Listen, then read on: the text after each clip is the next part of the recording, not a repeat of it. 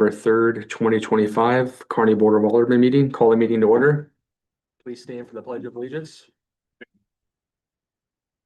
I pledge allegiance to the flag of the United States of America and to the republic for which it stands, one nation, under God, indivisible, with liberty and justice for all.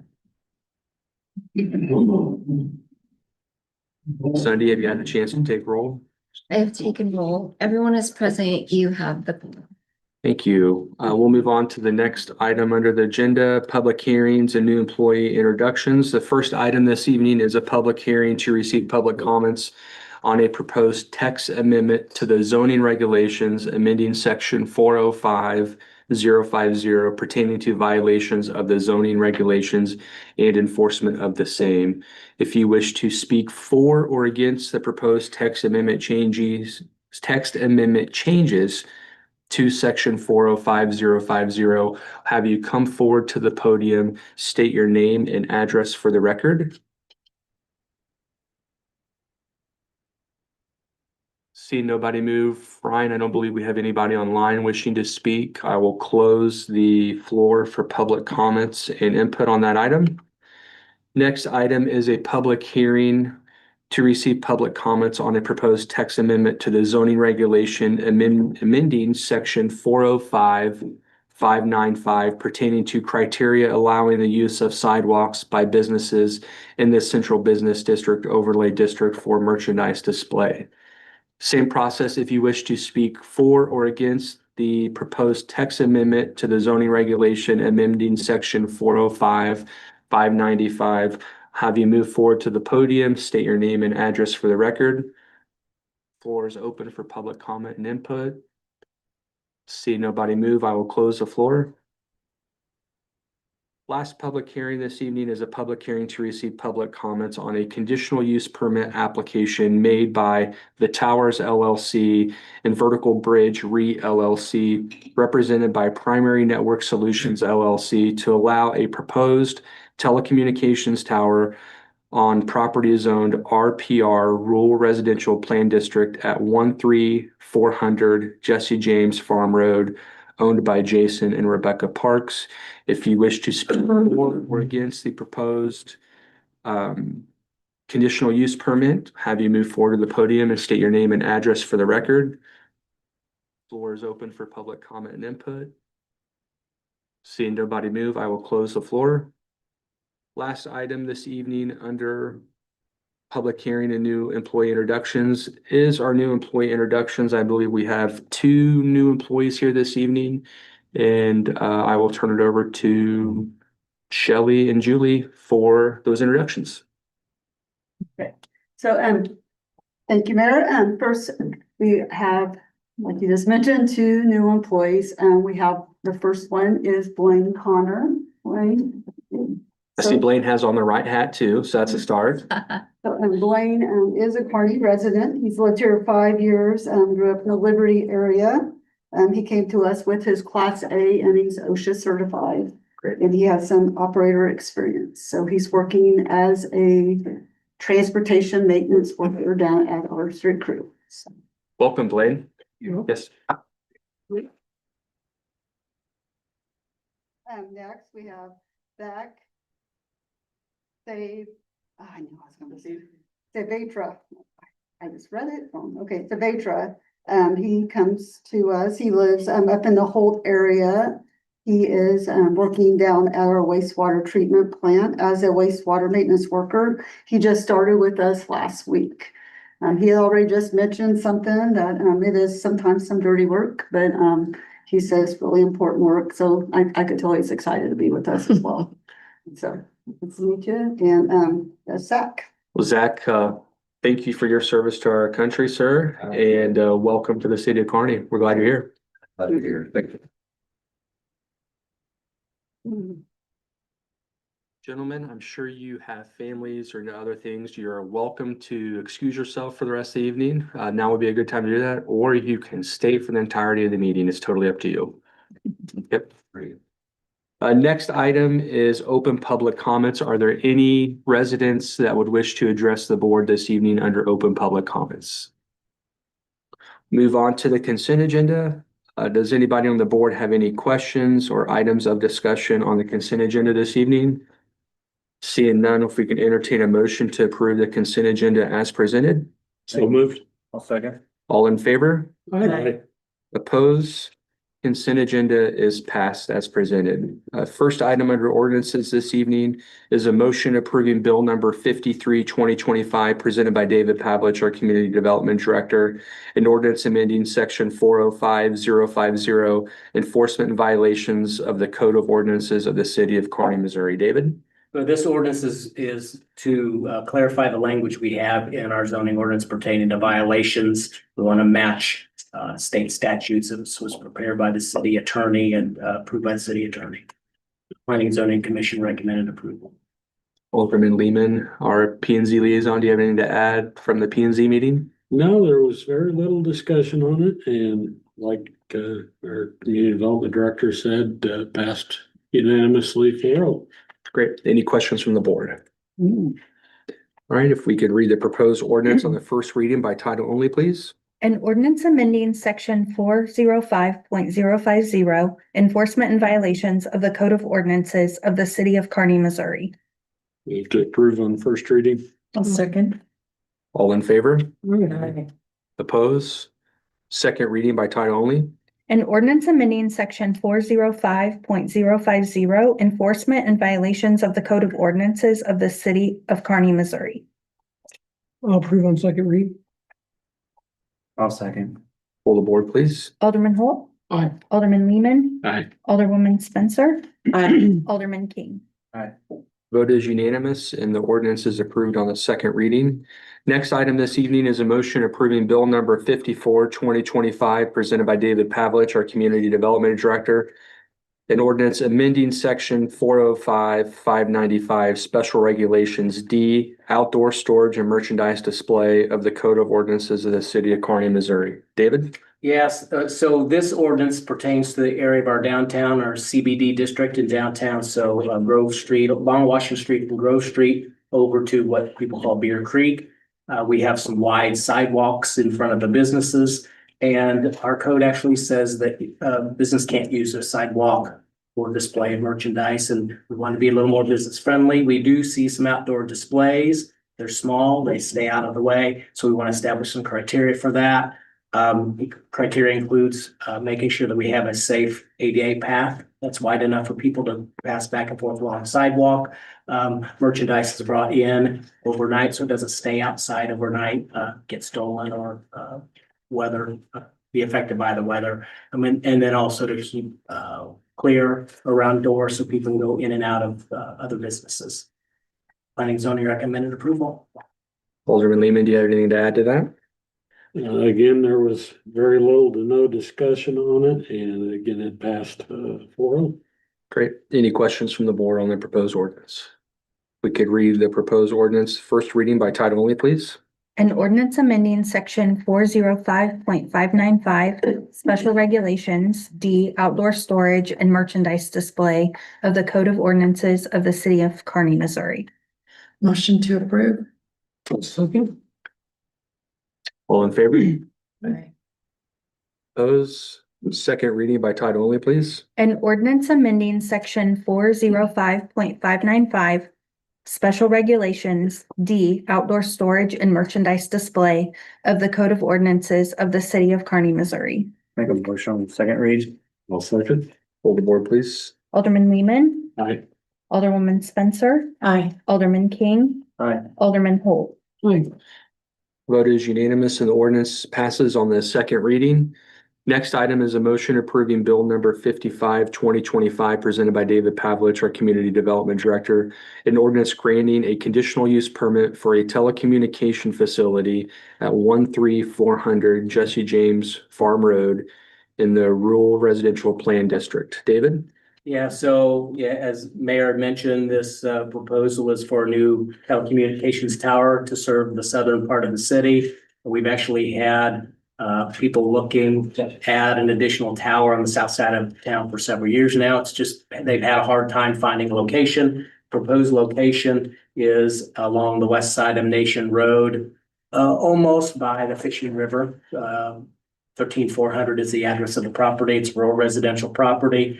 It's not nearby a lot of residences. There are a few houses out in the general area, but it's several hundred feet from any structure, which is one of our requirements of the code. They provided some additional information on other tower locations, how the service area would be improved by having a new tower. The tower would also have the ability to include other service providers, which is a requirement. We would like to see co-location of towers. Planning and Zoning Commission recommended approval of the conditional use permit. Alderman Lehman, do you have anything to add to that report? Just that the representative of Primary Networks was here at the planning and zoning meeting. There was some clarification. They are actually requesting a 2-year. So basically because of approvals of government agencies and with the current shutdown of the federal government, they're requesting a 2-year so that they can get all their approvals before they start construction. Yeah, I believe the applicant is here online today. The phone number, the 913 number would be, I believe that's Jared Bouts with, he was the applicant. Great. Anybody on the board have any questions or items of discussion on the proposed ordinance? Well, actually, I think we need, it's kind of funny that we're talking about this, because my wife and I, we were driving through there on, what is that? I forget that road back there. And it gets real spotty. I mean, you don't lose your signal, but it gets chopped up before you go there. So this would save that whole in the town down there. And so I think it's a great idea. David, sorry, go How ahead. soon do they plan to start? Well, the conditional use permit is set to expire 2 years from now. That gives them time to get other government approvals. I think they hope to start construction by the end of 2026. Hey, So good point evening, of clar- everybody. This is There we go. We could hear you, Jared. One okay. second. Sorry. I'll let you know when you have the floor. Okay. I'm sorry. David, a couple points of clarification is so the staff recommendation says a conditional use permit shall expire from 1 year, but the ordinance is saying 2 years. Okay. That was discussed at the planning and zoning Okay. commission meeting. And then, did we perhaps check with Clay County, E and Z and get, they typically, projects that are close to our corporate limits usually give us a consideration. Do we do the same with them and get their thoughts? We don't have that built in our codes that we contact the county when there are things going on in the city limits. They have that built into their requirements or their policies or whatever, that they contact the city if something is close by. It doesn't Okay. work the other way around. Sounds good. That was my only questions. Does anybody else on the board have any questions? Mr. Fouts, is that Jared Fouts applicant? Would you have anything to add, sir? Nope, I don't. I just wanted to introduce myself and thank you guys for taking the time to consider the request. And if you guys have any questions, just wanted to let you know I'm here. Yes, sir. We greatly appreciate you being here this evening. Thank you. Yep. If there are no other questions or concerns, if we could read the proposed ordinance first reading by title only, please. An ordinance granting a conditional use permit for a telecommunication facility at 13400 Jesse James Farm Road in the RPR Rural Residential Planned District. Move to approve on first reading. I'll second that. All in favor? Aye. Oppose? Second reading by title only, please. An ordinance granting a conditional use permit for a telecommunication facility at 13400 Jesse James Farm Road in the RPR Rural Residential Plan District. Make a motion to approve on second read. I'll second. Hold the board, please. Alderwoman Spencer, Aye. Alderman King, Aye. Alderman Holt, Aye. Alderman Lehman. Aye. The vote is unanimous and the ordinance is passed on the second reading. Mr. Faust, thank you for being here this evening and congratulations on the approval of your ordinance. Okay, thank you so much, everybody. Appreciate it. You guys take care. Yes, sir. Have a nice evening. We have no resolutions this evening. We have a couple items for review and presentation. The first being the Evening Star on-street parking request. Mayor and board, the city has received inquiries regarding on-street parking along Evening Star Drive in the Village of River Meadows subdivision. Parking is currently permitted on both sides of the street, which has occasionally led to congestion and reduced maneuverability for larger vehicles, including emergency vehicles. Evening Star Drive, has been extended over the years and now connects to Glenside Drive, which provides a second access route and improves overall circulation. But on-street parking continues to occasionally narrow the roadway, particularly when vehicles are parked directly across from each other. Kearney Fire and Rescue Protection District, we did reach out to them. They would like to see and recommend that the city consider establishing a no parking designation on one side of the street, just to ensure that there's access for emergency vehicles.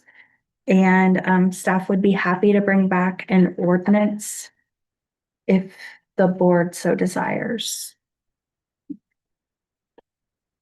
Does the board have any questions or any recommendations, comment on the proposed request? It looks like the memo also shows that this was originally brought to the city in 2016. There was concurrence from the fire district at that time, 2017. Looks like the need is still there. Correct, but in 16, we were asked to check with other people down there, and we didn't get much of a response. So it was like, well, was it a real need, or was it one person requesting this? My question is still kind of that. I know Dale has brought this, Dale Bradbury, it looks like he had brought this up. And I know Dale, I believe his concern is legit, but what kind of inconvenience would it be for other people down there? I don't know. I don't know how many people think, I mean, they all think this is a good idea, because I mean, it does affect their parking. I don't have a problem with that, but if parking's a problem down there, are we creating a bigger problem by doing that? I don't know. That's my only concern. Anybody else have any? So I've recently talked to June Hewitt,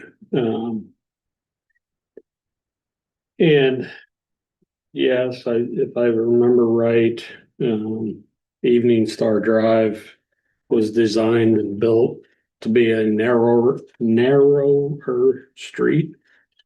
From back when I was here many years ago.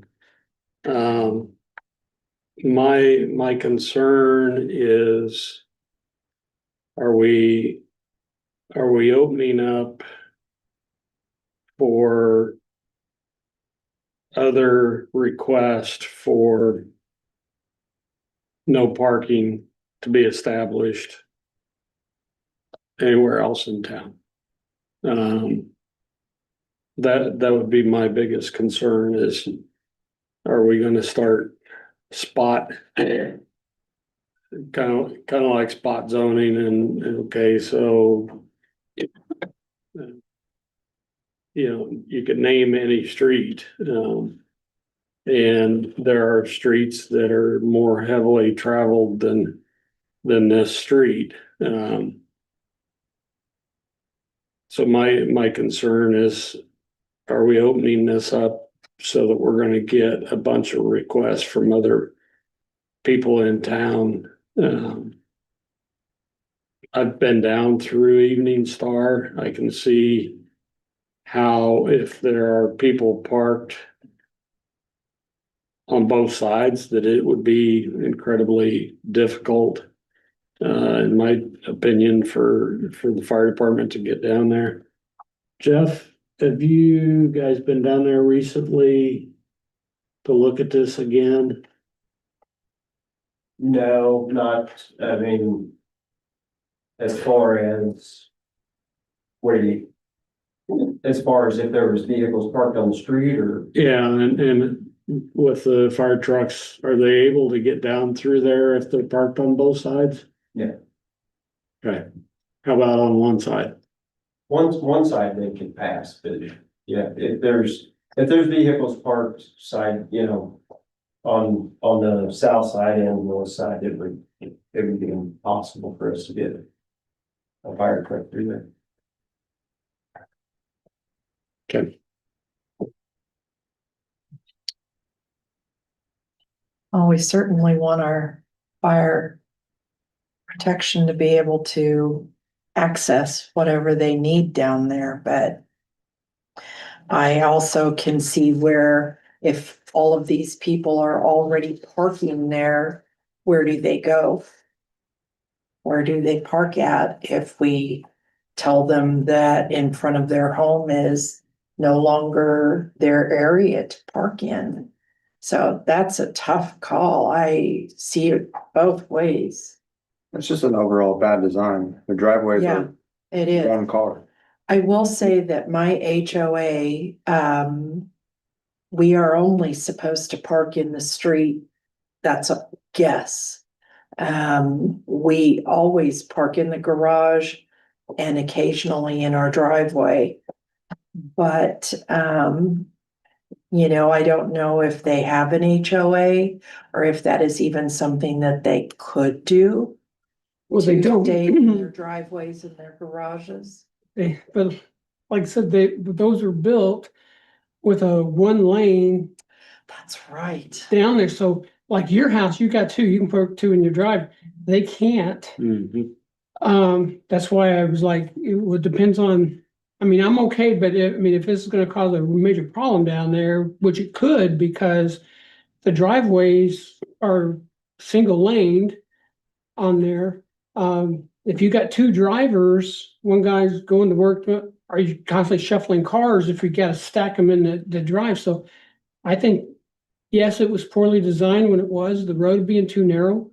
But with, now that we've done it, if we put it all on one side, what inconvenience we call, I don't know. I don't know that there's a good answer to this. The bigger inconvenience would be an ambulance not being able to get to someone's house at a decent time because there's two vehicles parked side by side. Agree. Is the ambulance wider than the fire truck? They're about the same, aren't they? I'd say the same, why fire truck or ambulance can't get to the house because there's two cars parked side by Well, side. no. That's more of the issue than what they care about how they park. Well, it's easy to say until it's an 80-year-old person who's got a car, but now they have to walk a lot farther and they can't get very far. So I mean, it's because that's an older neighborhood. Yeah, there's a lot of elderly people on that street, and that's why the ambulance and fire truck should need to get Agree with there. that too. So the next step is staff recommends the Board of Aldermen consider an ordinance. What I'm hearing is the consensus of the board is we understand the importance of public safety and the opportunity for our responding emergency vehicles to be able to get to where they need to be quickly and safely, but we also understand the inconveniences and challenges that it could face our residents on Evening Star. Maybe then the next step is not an ordinance and maybe asking staff to brainstorm other ideas or other solutions. I don't know what that would be though, right? I don't want to just punt a decision if there's not going to be any other recommendations, but Maybe we need a survey down there and find out what they want. I kind of like that idea because I kind of feel like we're between a rock and a hard place, and they are correct. A lot of the citizens that are on that street are up in age. And wouldn't that be frustrating to get home with a lot of groceries and you can't park near your home. So I don't know. I understand. I guess my responsibility, none of that would matter if you're not here and the ambulance can't get to you or extinguish a fire or whatever. So I hear you. Yeah. What's the board's directive here to staff? I like the idea of a very limited hole to go out to the people that live on both sides of Evening Star. So we can get a better, I mean, not to diminish Ms. Hewitt's concern, but it would be nice to have a view from both sides of the street. To see if this is a limited concern or if this is a neighborhood concern that needs to be addressed. So that would be my suggestion. Is there even room down there where, just thinking outside the head, of widening that road at some point? I mean, I can't remember how short those front yards are there, but I don't believe there's any room to widen the street. That neighborhood was designed to bring the houses close. yeah, that was all designed before I got on the board. Yeah, for the new urbanism. Yeah.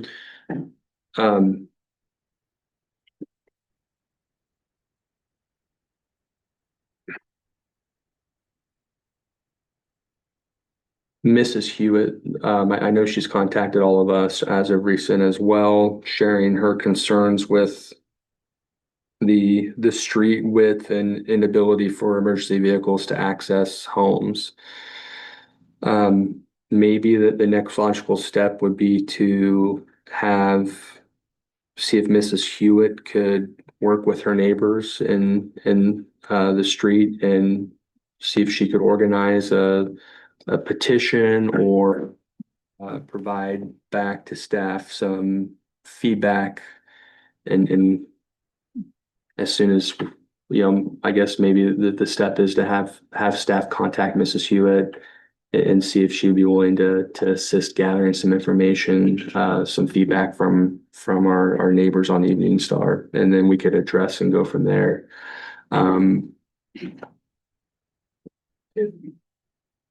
What's the board's thoughts on that process? I'm kind of. I'm fine with that. Yeah. Okay, does staff have clear direction there? Yes, Okay. thank you, Mayor. Next item this evening is the World Cup 2026 Watch Party Opportunity Discussion. Carolyn is gonna talk about that tonight. So I'd like to go ahead and start with an overview of the coordinated efforts surrounding the 2026 World Cup from FIFA to right here in Kearney. So Kansas City has been selected by FIFA to be a host city for the 2026 World Cup, bringing an estimated 650,000 plus visitors to the Kansas City Metro between June 11th and July 19th in 2026.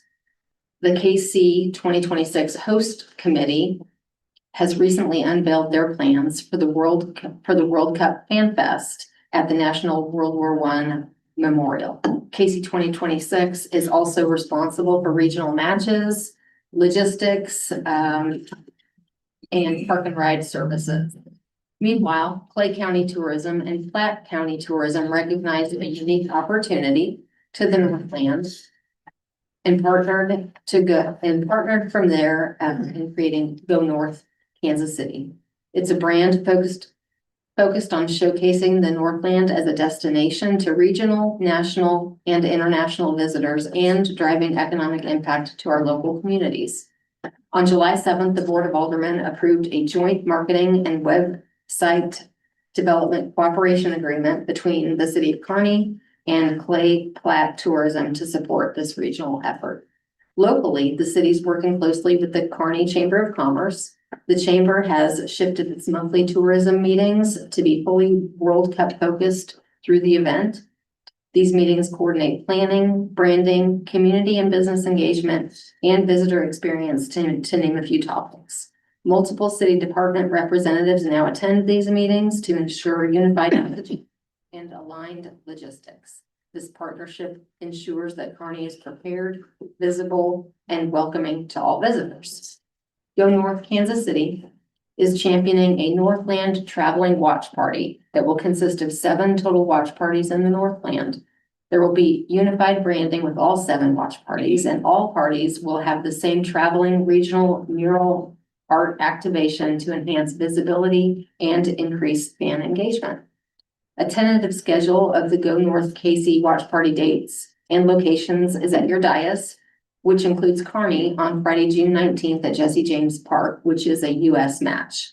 This is an exciting opportunity to give residents a once-in-a-lifetime soccer and cultural experience right here at home, while capitalizing on regional excitement, leveraging our proximity within the metro, boosting tourism, and supporting local business.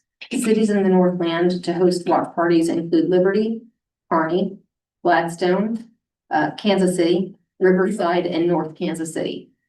FIFA states that the application for the watch party licenses will be available sometime in Q4. We are right in the middle of Q4, so towards the end of Q4, so I anticipate them opening that up.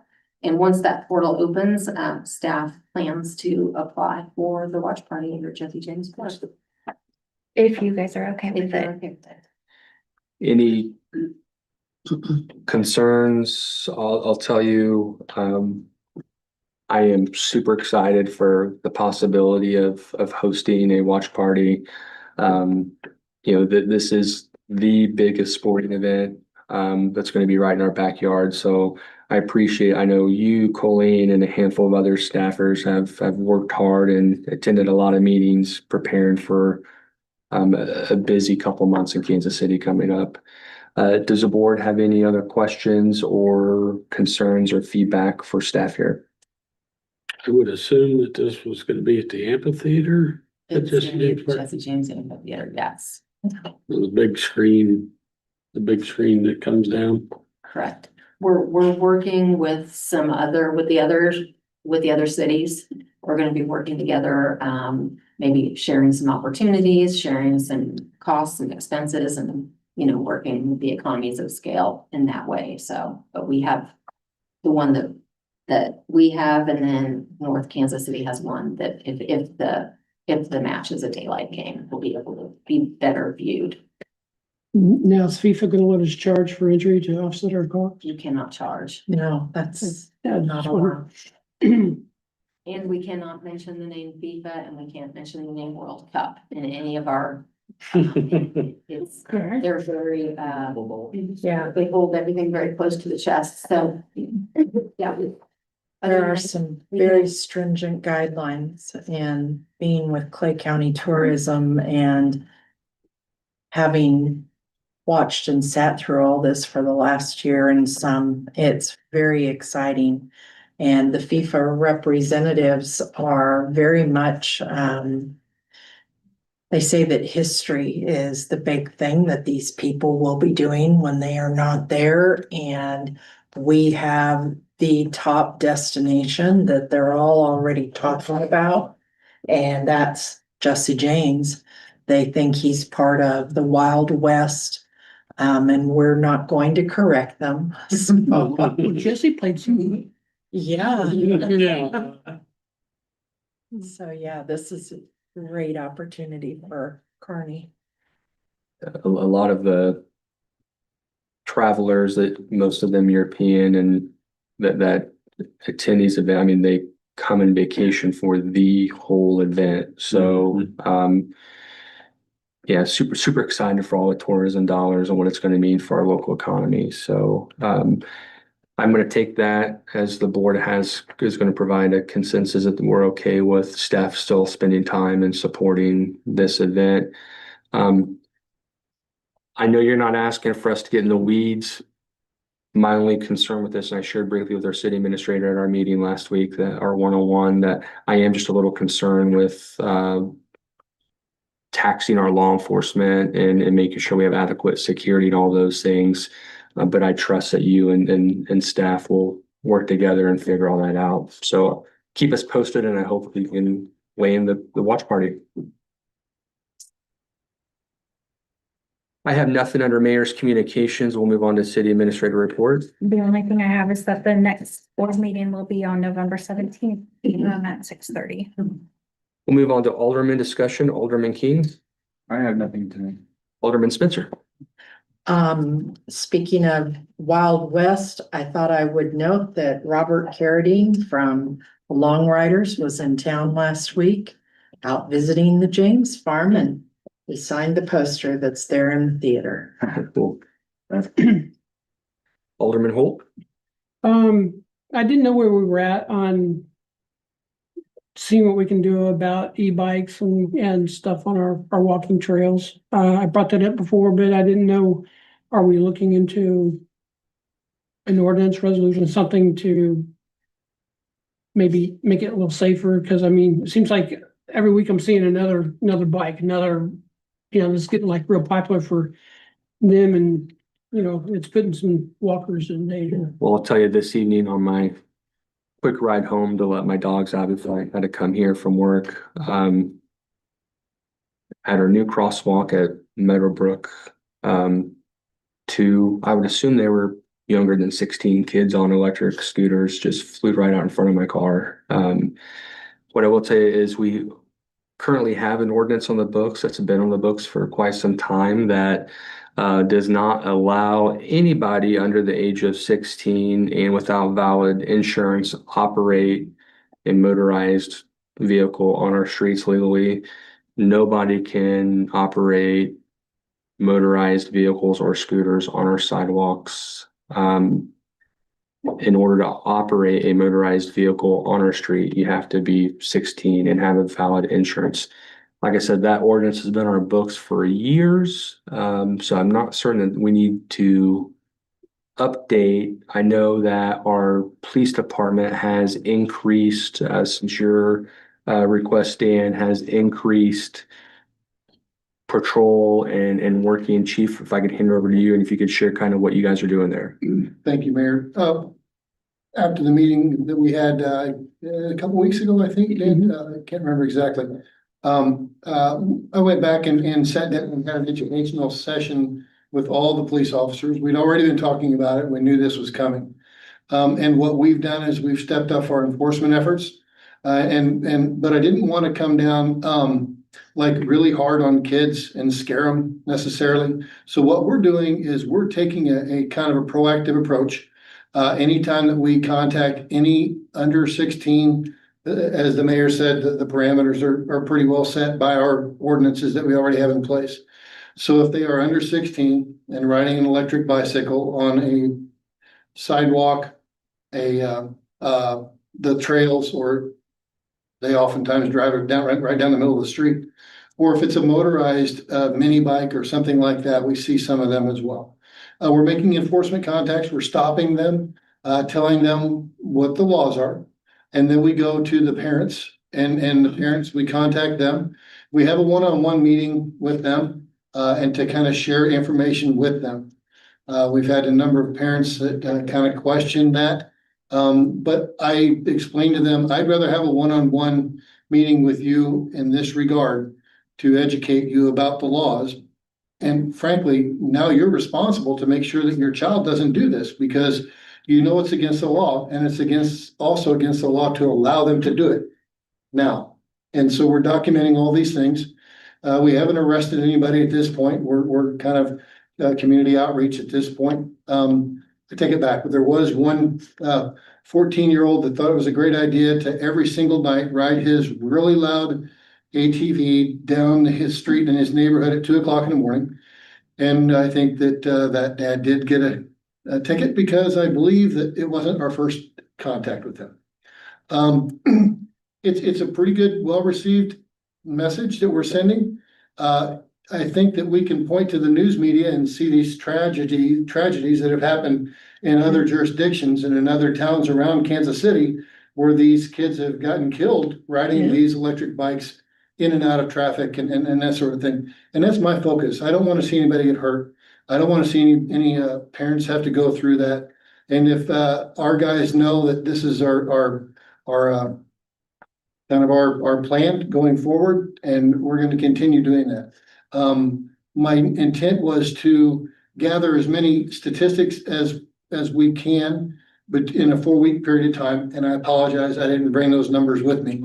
But we've been making some pretty regular contacts all over the area, and we're gonna follow that up with a Facebook post that'll be very informative, and talk about the statistics that we've generated and also the tragedies that have occurred elsewhere, and tell everybody, look, I know you just spent $2,000 on a bicycle or a bike or a little mini bike thing for your child, and I apologize, but you cannot ride them here. Go find someplace out in the country to ride them if you want. But the ordinance are pretty good. We've studied them. We had our prosecutor take a look at them, and he agrees that they're pretty good setup, solid, but they match up with state law and a lot of times. The big difference is this big influx of these electric bicycles that don't have a pedal one on them. They're not even an assist, and they're doing wheelies on these things going down the road, and it's dangerous. Now, we're using common sense, by the way. Is it technically against the law to have a little 4-year-old on a Barbie car with an electric motor driving up and down the sidewalk? It is, but common sense says the parents are right there. It's not a big of an issue is what we're dealing with these e-bikes. So I'm just concerned Christmas is coming and, you know, some more kids are gonna get these bikes for Christmas and we're gonna have another bigger influx. the only thing that I hope for is really cold weather in the meantime.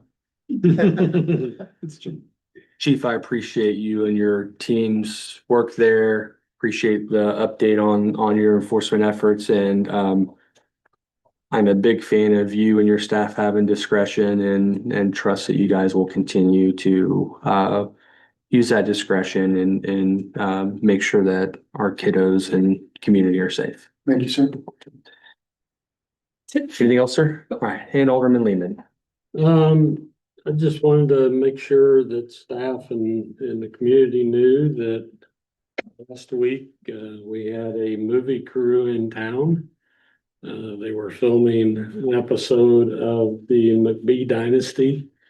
It's on Bravo. The episode will air March, April, May, somewhere in that time frame. The producer was telling us that they're filming 6 months in advance, so sometime in that time frame, they were out in the community and had lots and lots of praise for the community. So it was fun to have them in town, and so we look forward to the episode on the McBee Dynasty.